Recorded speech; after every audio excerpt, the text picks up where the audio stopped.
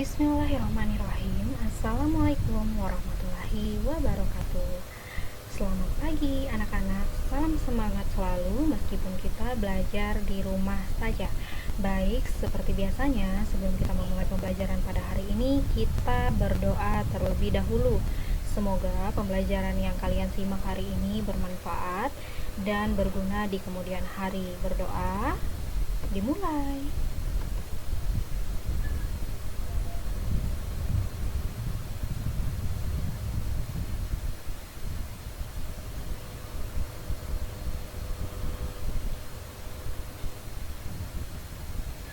Selesai. Materi kita pada hari ini yaitu tentang keragaman rumah adat dan pakaian adat di Indonesia. Tema 7, subtema 2, mata pelajaran IPS kelas 4 SD. Nah, pertama-tama Ibu akan membahas keragaman rumah adat. Nah, di sini bisa kalian simak daftar nama rumah adat 34 provinsi di Indonesia. Nah, di sini ada Aceh, Sumatera Utara, Sumatera Barat, Riau, Kepulauan Riau, Jambi, Bengkulu, Sumatera Selatan, Kepulauan Bangka Belitung, Lampung. Nah, bisa kalian baca sendiri ya rumah adatnya ada apa saja. Nah, kemudian yang selanjutnya Banten, DKI Jakarta, Jawa Barat, Jawa Tengah, Daerah Istimewa Yogyakarta, Jawa Timur, Bali, Nusa Tenggara Barat atau kita biasa singkat dengan NTB, Nusa Tenggara Timur yaitu NTT, Kalimantan Barat, Kalimantan Tengah, dan Kalimantan Timur. Nah, bisa juga kalian baca sendiri apa saja rumah adatnya. Kemudian yang selanjutnya di sini ada Kalimantan Utara, Kalimantan Selatan, Sulawesi Utara, Gorontalo, Sulawesi Tengah, Sulawesi Barat, Sulawesi Selatan, Sulawesi Tenggara, Maluku, Maluku Utara, Papua Barat, dan Papua sendiri. Nah, di sini juga bisa kalian simak dan kalian baca sendiri rumah adatnya apa saja. Harus bisa membedakan ya apa saja rumah adat yang ada di Indonesia. Baik, selanjutnya di sini Ibu akan membahas setiap rumah adat memiliki keunikan tersendiri. Berikut keunikan beberapa rumah adat yang ada di Indonesia. Jadi Ibu akan bahas keunikan dari beberapa rumah adat yang ada di Indonesia. Disimak dengan baik ya. Yang pertama, rumah Balai Batak Toba. Rumah ini berasal dari Provinsi Sumatera Utara. Keunikan yang dimiliki rumah Balai Batak Toba yaitu rumah ini dibuat menyerupai kerbau. Punggung kerbau digambarkan melalui atap yang melengkung dan kaki kerbau melalui tiang-tiang pada bagian kolong rumah. Bangunan ini memiliki tiang kayu, berdinding papan, dan berlantaikan ijuk. Dalam rumah ini biasanya terdapat ukiran berwarna merah, putih, dan hitam yang merupakan warna khas masyarakat Batak. Nah, berikut contoh gambar dari rumah Balai Batak Toba. Dia menyerupai gajah ya tadi ya, kerbau.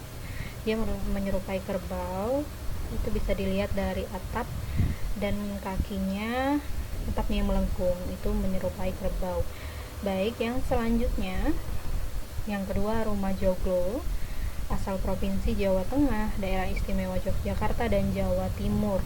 Keunikan dari rumah Joglo itu adalah rumah adat ini terdiri atas pendopo, peringgitan, dan omah dalam. Setiap bagian rumah tersebut memiliki fungsi yang berbeda. Bangunan rumah ini terbuat dari kayu, berbentuk persegi panjang, dan memiliki teras luas tanpa sekat di bagian depan. Tiang bangunan disebut soko guru. Rumah Joglo memerlukan lahan luas untuk memuat banyak tamu. Nah, di sini bisa kalian lihat contoh dari rumah Joglo yang berasal dari Jawa Timur, Jawa Tengah, dan Daerah Istimewa Yogyakarta. Selanjutnya yang ketiga, rumah Panjang berasal dari Provinsi Kalimantan Barat. Keunikannya adalah rumah panggung yang memiliki tinggi 5-8 meter, panjang 180 meter, dan lebar 30 meter. Bangunan terbuat dari kayu. Rumah ini dihuni beberapa kepala keluarga. Rumah panjang menggambarkan sifat kebersamaan dan toleransi antar anggota keluarga. Tujuan didirikannya rumah panjang yaitu untuk melindungi keluarga dari hewan buas dan banjir. Nah, di sini bisa kalian lihat contoh dari rumah panjang Kalimantan Barat. Nah, dia panjang Dalam rumah ini itu tinggallah beberapa kepala keluarga.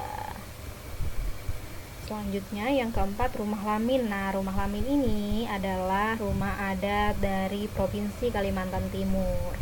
Keunikannya, rumah ini memiliki panjang 300 meter, lebar 15 meter, dan tinggi 3 meter sehingga mampu menampung 100 orang. Rumah terbuat dari kayu ulin.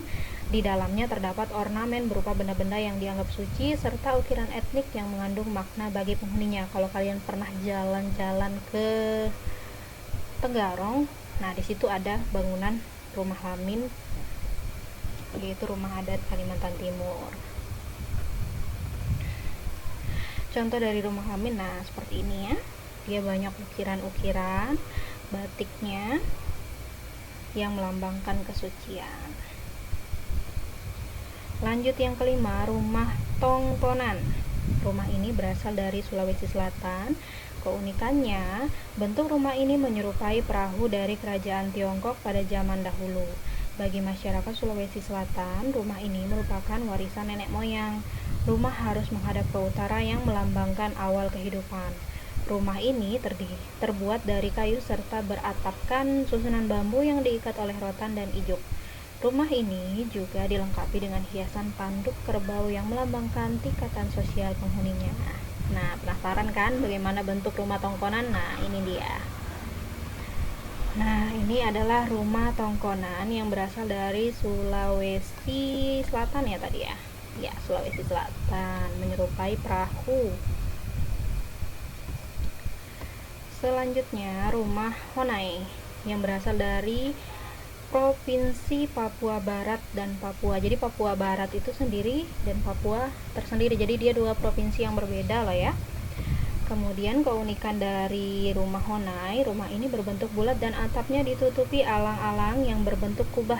Bangunan rumah terbuat dari rotan, dindingnya dari papan, dan tiang penyangganya dari kayu khusus yang diikat dengan tali hutan dan rotan. Posisi pintu berada pada arah terbit dan terbenamnya matahari. Rumah ini tidak memiliki jendela dengan tujuan untuk mengurangi udara dingin yang masuk dari luar. Jadi karena memang Papua itu terkenal dengan hawa dinginnya, makanya rumah adatnya pun tidak memiliki jendela untuk mengurangi udara dingin yang masuk dari luar. Nah, ini adalah contoh rumah adat dari Papua Barat dan Papua, rumah Honai namanya ya. Kita lanjut ke keragaman pakaian adat. Nah, di sini Ibu hanya menampilkan beberapa contoh pakaian adat yang ada di Indonesia. Jadi bisa kalian baca di sini. Yang pertama itu berasal dari Provinsi Sumatera, yang kedua Jawa, yang ketiga Kalimantan, yang keempat Sulawesi, yang kelima Maluku, dan yang keenam Papua. Jadi di sini Ibu hanya bahas 6 pakaian adat yang ada di Indonesia. 6 provinsi saja yang Ibu bahas. Sebenarnya masih banyak lagi yang lain, nanti bisa kalian cari tahu sendiri ya. Nah, kemudian di sini untuk Kalimantan sendiri, pakaian adatnya baju perang itu untuk Kalimantan Barat, baju kustin itu untuk Kalimantan Timur, dan baju pengantin Bagajah Gamuling Baular Lulut itu dari Kalimantan Selatan. Jadi ini yang khusus, ini bukan rumah adat ya, tapi pakaian adat khusus untuk pakaian adat. Nah, di sini Ibu ganti menjadi pakaian adat karena ini adalah pakaian adat yang ada di Indonesia. Oke, kita lanjut. Nah, ini untuk Kalimantan sendiri, baju perang itu dari Kalimantan Barat, baju kustin dari Kalimantan Timur, dan baju pengantin Bagajah Gamuling Baular Lulut dari Kalimantan Selatan. Panjang banget ya namanya. Nah, di sini Ibu akan tampilkan pakaian adat dari Kalimantan. Contoh baju adat Kalimantan. Nah, ini merupakan baju adat dari Kalimantan Barat. Nah, kemudian ini dari Kalimantan Timur. Nah, yang terakhir dari Kalimantan Selatan. Jadi 3 ini yang Ibu berikan contoh kepada kalian supaya kalian tidak bingung apa sih pakaian adat dari Kalimantan. Nah, di sini ada 3 pakaian adat dari Kalimantan Barat, Kalimantan Timur, dan Kalimantan Selatan. Oke, mungkin mungkin itu saja materi kita pada hari ini. Terima kasih sudah menyimak dengan baik. Nah, untuk soal latihan hari ini itu sangat mudah sekali. Ibu hanya meminta kalian untuk soal nomor 1, tuliskan 5 nama rumah adat yang kamu ketahui. Yang kedua, tuliskan 5 pakaian adat yang kamu ketahui. Jadi di sini untuk soal nomor 1, 5 nama rumah adat itu beserta provinsinya. Rumah adat itu berasal dari provinsi mana? Cukup 5 saja. Nah, sama untuk soal yang kedua, 5 pakaian adat beserta nama provinsi pakaian adat tersebut. Misalkan seperti tadi pakaian perang, baju perang itu dari Kalimantan Barat. Nah, seperti itu ya. Jadi cukup 2 soal untuk hari ini. Terima kasih sudah menyimak materi dengan baik. Sebelum kita akhiri pembelajaran pada hari ini, kita ucapkan alhamdulillahirabbil alamin. Kita bisa belajar ilmu yang baru hari ini dan semoga ilmu ini bermanfaat untuk kalian. Nah, sebelum mau mengakhiri pembelajaran hari ini, terlebih dahulu kita berdoa. Dimulai.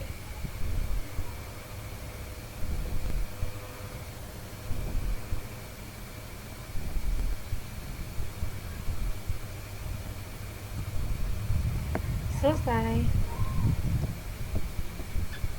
Terima kasih atas perhatiannya. Kurang lebihnya Ibu Jamla mohon maaf dan tetap semangat. Tanggal 1 Maret 2021 itu kalian sudah melaksanakan penilaian tengah semester. Untuk itu belajar dengan giat, persiapkan dengan matang. Semoga kalian bisa menjawab soal-soal dengan baik. Wassalamualaikum warahmatullahi wabarakatuh.